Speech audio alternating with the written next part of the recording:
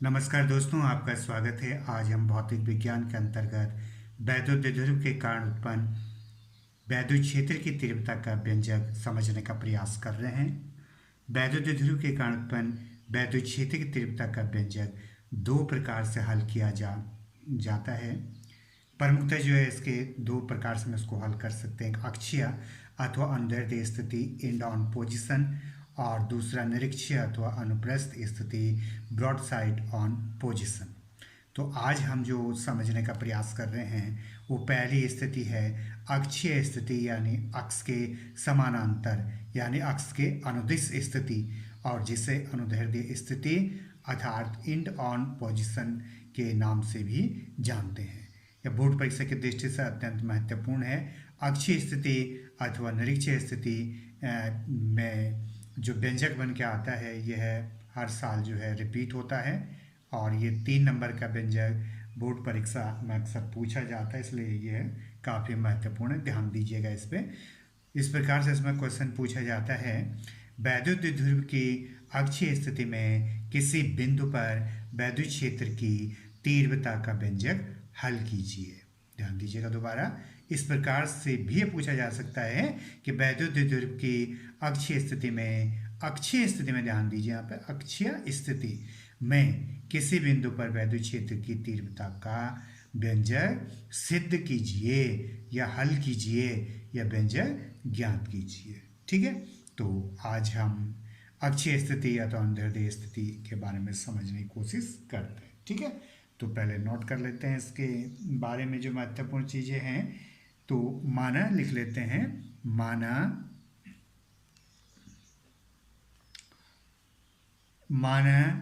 कि एक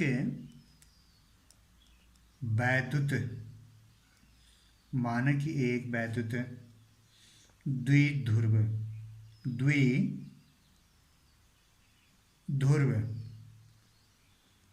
नाम दे दिया इस द्विध्रुव को। माने कि एक वैद्युत द्विध्रुव जो है ए बी किसी ऐसे माध्यम में रखा है, या ऐसे माध्यम में स्थित है जिसका परावैद्युतांक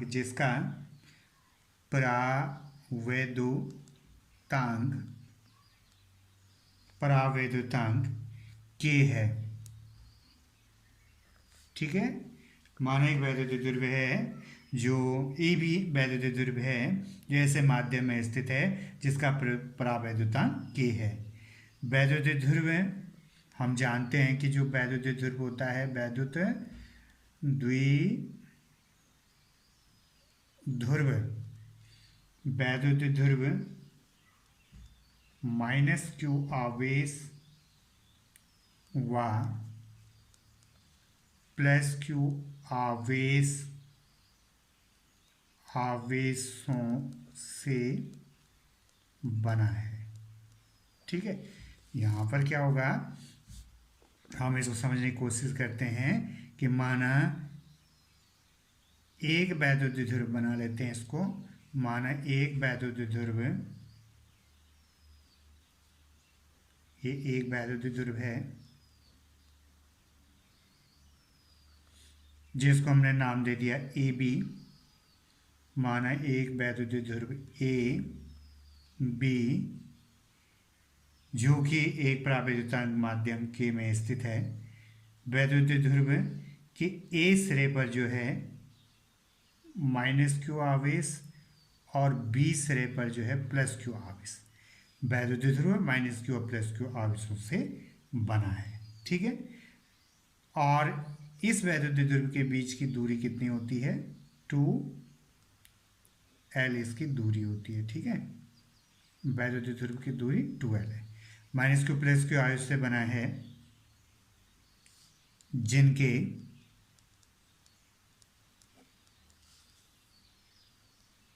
बीच की दूरी 2l है। 2l है। अब हम क्या करते हैं कि इस वैद्युत द्विध्रुव जो ए और बी वैद्युत द्विध्रुव इसका मध्य बिंदु मान लेते हैं। माना कि इसका मध्य बिंदु O है, ठीक है। अब मध्य बिंदु हमने इसका O मान लिया, तो यहाँ पर ये पूरी दूरी 2l है, तो OA दूरी जो है इसकी l हो गई है, और O से B तक भी दूरी इसकी l हो गई है, और AB जो पूरी दूरी है इसकी क्या हो गई है 2l। l धन l बराबर क्या हो गया 2l हो गया, ठीक है। अब ये इसकी दूरी जो 2l है, आधी आधी दूरी ll हो गई, l धन l 2l। अब इस वैद्युत द्विध्रुव का जो मध्य बिंदु है, इससे r दूरी पर, इससे r दूरी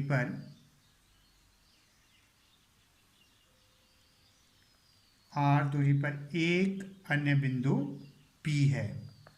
r दूरी पर एक अन्य बिंदु, अक्षीय स्थिति में एक अन्य बिंदु जो है P है, और ये r दूरी पर स्थित है, ठीक है। इस वैद्युत द्विध्रुव का मध्य बिंदु क्या है O है। इससे r दूरी पर जो है एक अन्य बिंदु क्या है P है, जो कि इस द्विध्रुव के अक्षीय स्थिति में स्थित है।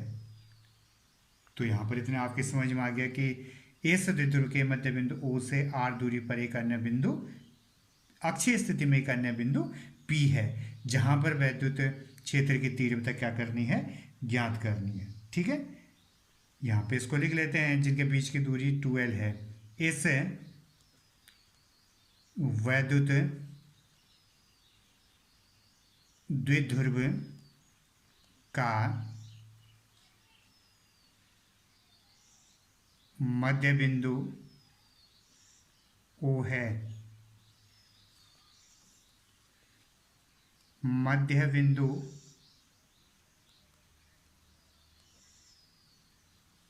O से r दूरी पर अक्षीय स्थिति में एक अन्य बिंदु P है, जहाँ पर वैद्युत क्षेत्र की तीव्रता ज्ञात करनी है, ठीक है। अब इतनी आपकी समझ में आ गया होगा। माना ए बी एक वैद्युत द्विध्रुव है, जिसके इस सिरे पर -q आवेश और बी सिरे पर +q आवेश एक दूसरे से अल्पतम अथवा न्यूनतम दूरी 2l पर स्थित हैं। इस द्विध्रुव का मध्य बिंदु जो है O है। O से r दूरी पर एक अन्य बिंदु अक्षीय स्थिति में एक अन्य बिंदु P है। बिंदु P पर जो है वैद्युत क्षेत्र की तीव्रता ज्ञात करनी है, ठीक है। अब यहाँ पर हमने क्या करना है कि बिंदु P पर जो है वैद्युत क्षेत्र की तीव्रता +q आवेश से भी ज्ञात करनी है होगी, और -q आवेश से भी ज्ञात होगी, ठीक है।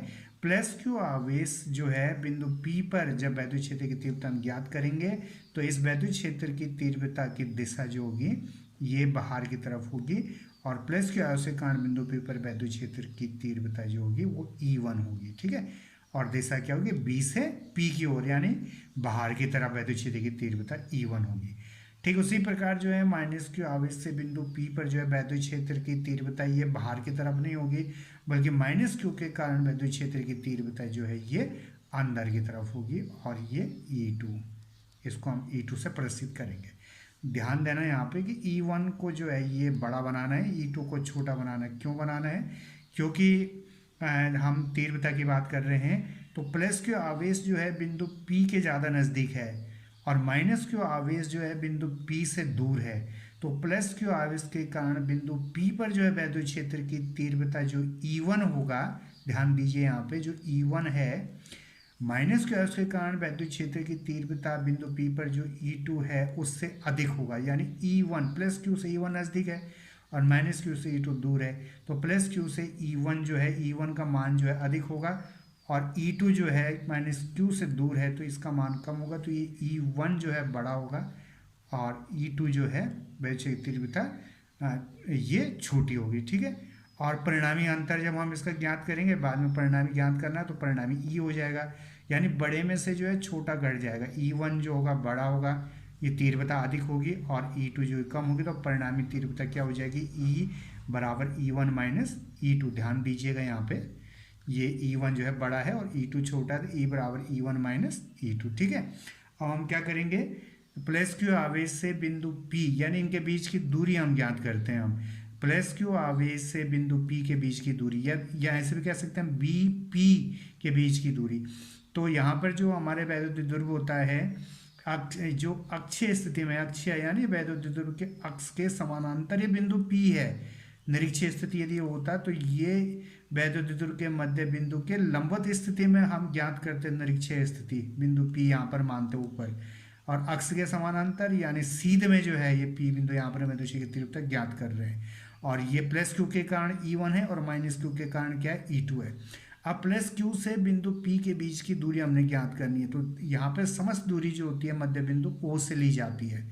ध्यान दीजिएगा, दूरी जो होती है, इसकी दूरी जो काउंट की जाती है वो मध्य बिंदु O से की जाती है। तो मध्य बिंदु O से P की दूरी क्या है, R। ठीक है, हमें कौन सी दूरी निकालनी है, BP दूरी निकालनी है। तो BP दूरी निकालने के लिए क्या हो जाएगा, ये पूरी दूरी जो मध्य बिंदु से OP, इस OP दूरी में से क्या घटेगा, OB दूरी घटेगी, यानी ये L जो पहले से हमने L माना, L घटेगी, यानी ये BP के बीच की दूरी हो जाएगी। ये पूरी दूरी में से ये दूरी जब घटेगी, यानी OB दूरी जब घटेगी, तब हमारी BP दूरी आएगी, यानी ये दूरी हो जाएगी आपकी, पूरी दूरी R है, और इसमें से ये OB दूरी घटेगी तो L दूरी ये हो जाएगी, और ये बीच की बची हुई शेष दूरी जो है BP, यानी ये हो जाएगा R माइनस L। ठीक है, इसी प्रकार माइनस Q से P के बीच की दूरी निकालनी है। तो यहाँ पे ध्यान दीजिएगा कि माइनस Q यानी AP, माइनस Q क्या है, A बिंदु पर लगाओ, माइनस Q AP, ये पूरी दूरी,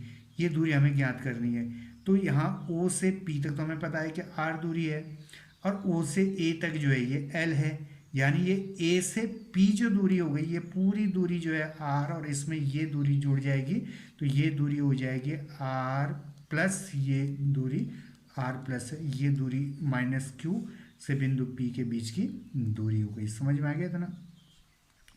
BP दूरी निकालनी है तो R माइनस L, ये OP माइनस जो है ये OB होगा, तो यहाँ पे BP आ जाएगा, और यहाँ पर जो है AP दूरी निकालनी है, तो यहाँ OP तो इसने होना ही है R, और ये प्लस से जुड़ जाएगा AO, यानी OA दूरी L, तो ये दूरी हो गई R माइनस L, और यहाँ पे जो है माइनस Q से बिंदु P के बीच की दूरी हो गई R प्लस L, और प्लस Q से P की दूरी हो गई R माइनस L।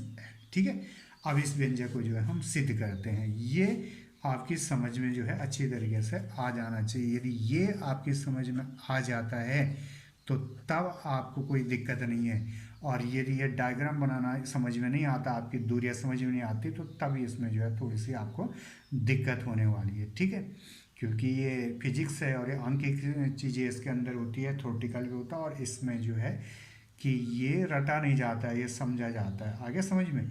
तो यहाँ पर हम क्या करेंगे, अब इसको हल करते हैं। प्लस Q पहले इससे करें क्योंकि ये आपका बड़ा मान है। तो प्लस Q वैद्युत क्षेत्र की तीव्रता ज्ञात करें, इतना आपने लिख दिया। प्लस Q आवेश, प्लस Q आवेश के कारण बिंदु P पर वैद्युत क्षेत्र की तीव्रता। तो प्लस Q के कारण जो है बिंदु P पर वैद्युत क्षेत्र की तीव्रता क्या है, E1। अब वैद्युत क्षेत्र की तीव्रता का सूत्र हमने पहले ही पढ़ा था। तो वैद्युत क्षेत्र की तीव्रता का सूत्र क्या होता है, E बराबर 1/4 पाई एप्सिलॉन 0 के Q बटे R स्क्वायर। तो यहाँ पर हो जाएगा 1/4 पाई एप्सिलॉन नॉट यानी 0 के, और Q प्लस Q के कारण है तो यहाँ पे Q ही आएगा, Q और बटे बीच की दूरी, और बीच की दूरी हमने ये निकाली है BP, यानी बीच की दूरी हो गई इसके R स्क्वायर होगा। तो R बीच की दूरी यहाँ पे R माइनस L है, तो R माइनस L का होल स्क्वायर। ठीक है, अब यहाँ पर जो दिशा है इसमें चूंकि ये सदिश राशि दिशा बतानी पड़ेगी, तो दिशा भी लिखनी पड़ेगी इसके बाहर, ही जरूरी है।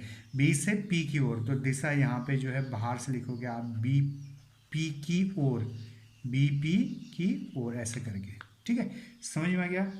इसी प्रकार जो है माइनस क्यू आवेश के कारण बिंदु P पर विद्युत क्षेत्र की तीव्रता, और ये हो जाएगी आपकी E2।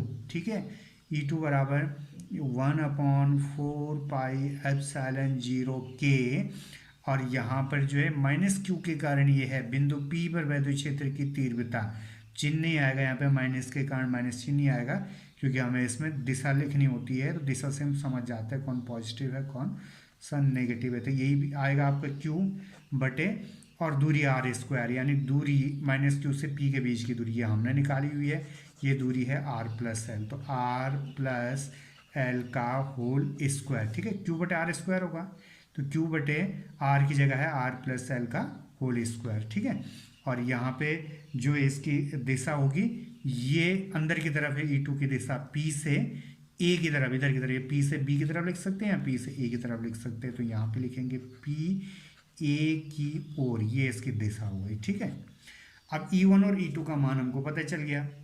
अब क्या करते हैं हम, तीव्रताएं जो E1 और E2 एक ही रेखा के अनुदिश हैं, एक ही रेखा पे लगी हुई, देखो एक ही रेखा के अनुदिश है, परंतु इनकी दिशाएं जो हैं विपरीत हैं, और इनकी दिशा विपरीत है, साथ ही जो है E1 आगे की तरफ है और E2 जो है पीछे की तरफ है। और हमने ये भी यहाँ पे ज्ञात किया है कि E1 जो है बड़ा है और E2 जो है छोटा है, तो परिणामी, अब इसके परिणामी तीव्रता निकालते हैं।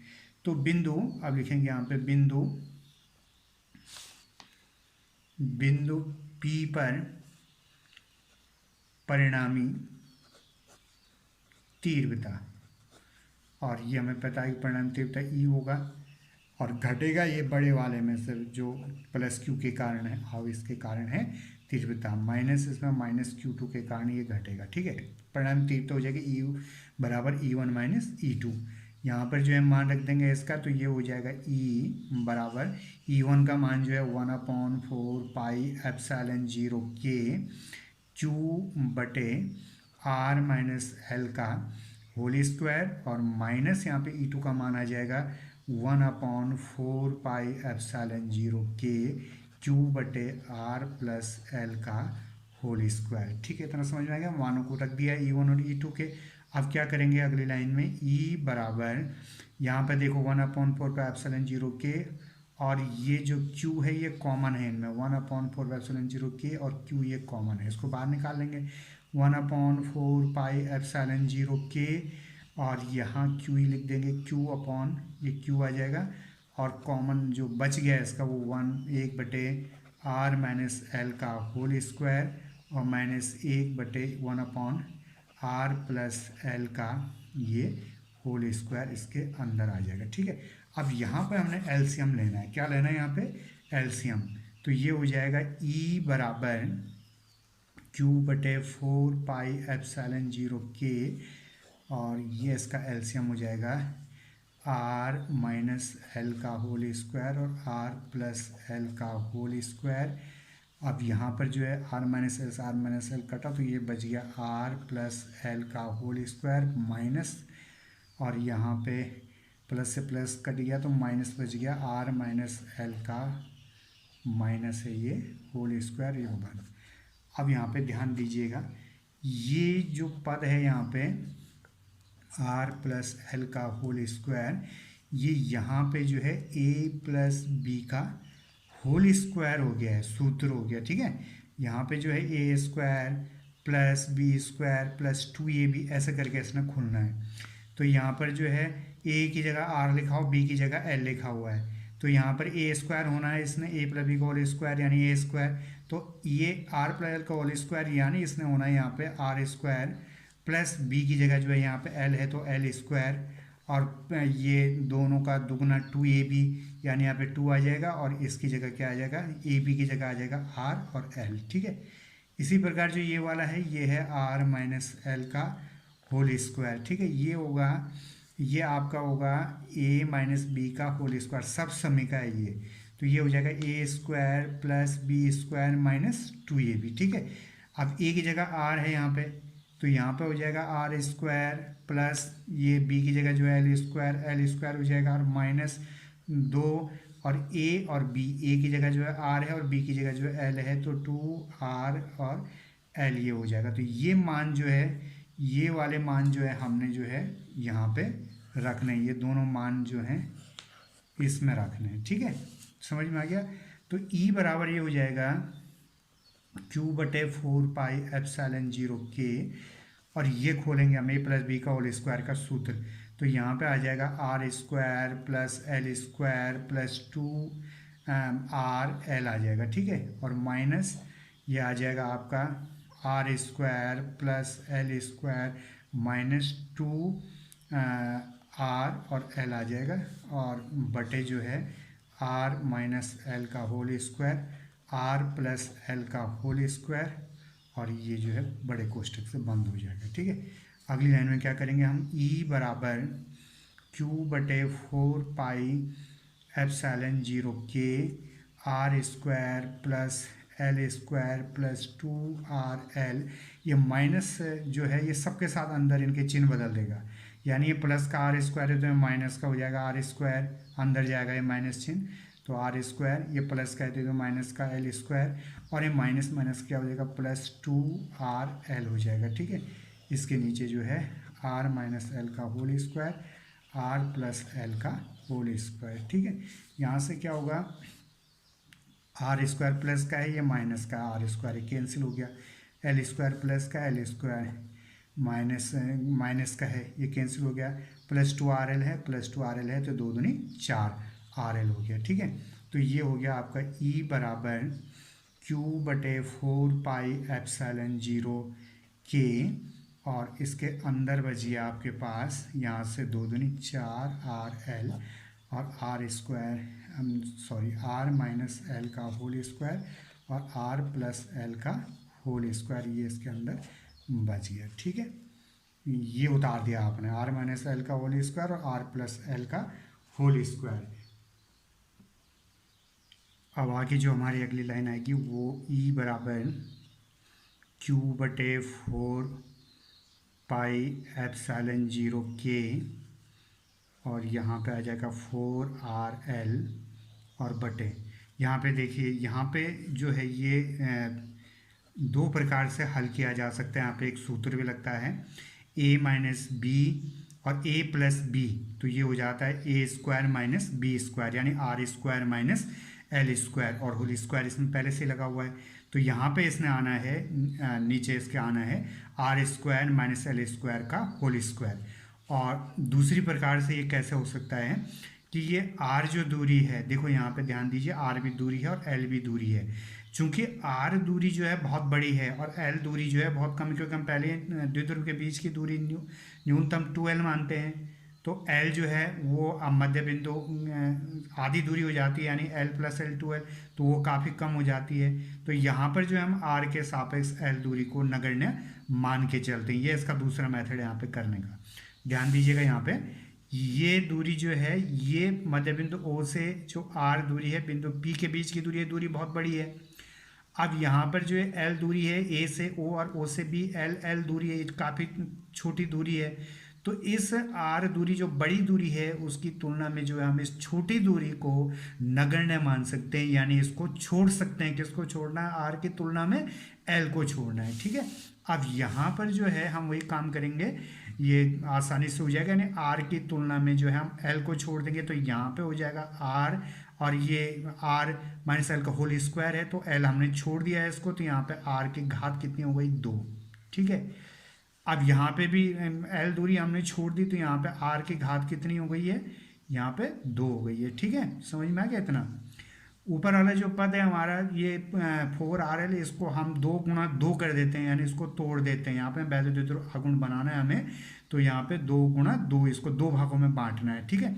तो इसको थोड़ा सा और आगे यहाँ पे अगली लाइन बढ़ाते हैं, ई बराबर, तो ये हो जाएगा 1/4πε0K, और इसके अंदर जो आना है आपके, इसके अंदर जो है ये हमने कर दिया 2, और ये 2 इसके अंदर लिख दिया, और ये जो बाहर Q था ये भी इसके साथ लिख लिया, और ये L भी इसके साथ लिख लिया, और ये R बच गया, इसको बाहर से लिख लिया।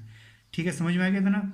4RL इंटू क्यू को इस प्रकार बना दिया, 4 को लिख दिया 2 गुणा 2, और इसके साथ लिख दिया Q, और ये लिख दिया L, और बाहर से लिख दिया R। ठीक है, और बटे में इसके आ गया R की घात 2 इंटू R की घात 2 यानी R की घात 4। ठीक है, और यहाँ पे 2QL है, इसको हम जानते हैं कि 2QL बराबर क्या होता है, 2QL बराबर P यानी वैद्युत ध्रुव आघूर्ण, यानी इसकी जगह क्या लिख सकते हैं हम, इसकी जगह P लिख सकते हैं। तो अगली लाइन में ये आ जाएगा E बराबर 1/4 पाई एप्सिलॉन 0 K। अब इसके अंदर आ जाएगा ये इस सूत्र के अंदर आ जाएगा 2, और 2QL की जगह क्या आ जाएगा, P आ जाएगा, और इनटू ये बाहर से क्या आ जाएगा, R 2PR हो जाएगा, और बटे क्या हो जाएगा, R की घात 4 आ जाएगा। समझ में आ गया था ना। यहाँ पे 2QL की जगह क्या लिखा, वैद्युत ध्रुव आघूर्ण P लिखा, तो ये 2PR हो गया, और बटे R की घात 4। इस R से इसके एक पावर कट गई है।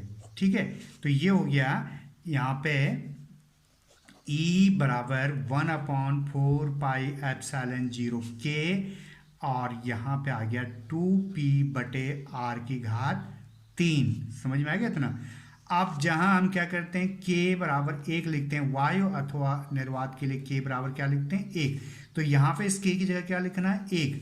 तो ये हो जाएगा E बराबर 1/4 पाई एप्सिलॉन नॉट यानी 0, और 2P बटे R की घात ये 3, यहाँ पे इसने ये सूत्र होना है। ठीक है, इसमें क्या हो जाना, जब K के बराबर 1 लिखेंगे तो यहाँ पे आ जाएगा E बराबर 1/4 पाई एप्सिलॉन 0 2P बटे R की घात 3। ठीक है, ये इसका जो है आपका वैद्युत ध्रुव की अक्षीय स्थिति में किसी बिंदु पर वैद्युत क्षेत्र की तीव्रता का जो व्यंजक निकल के आता है, E बराबर 1/4 पाई एप्सिलॉन 0 2P बटे R की घात 3 आता है।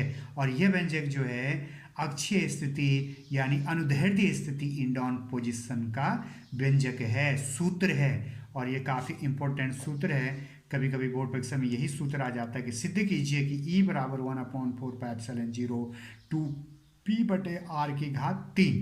तो इस प्रकार जो है उम्मीद करते हैं कि आपको अक्षीय स्थिति का व्यंजक समझ में आ गया होगा, और इसको जो है ध्यान से देखिएगा और ध्यान से समझने की कोशिश कीजिएगा, क्योंकि परीक्षा की दृष्टि से अत्यंत महत्वपूर्ण है। और यदि कोई दिक्कत आती है तो ये आप संपर्क भी कर सकते हैं। कोई भी समस्या, कोई भी दिक्कत यदि आती है हल करते समय, तो आप जो है व्यक्तिगत रूप से संपर्क भी कर सकते हैं। तो अगली वीडियो के लिए इंतज़ार कीजिए। तब तक के लिए धन्यवाद, थैंक यू।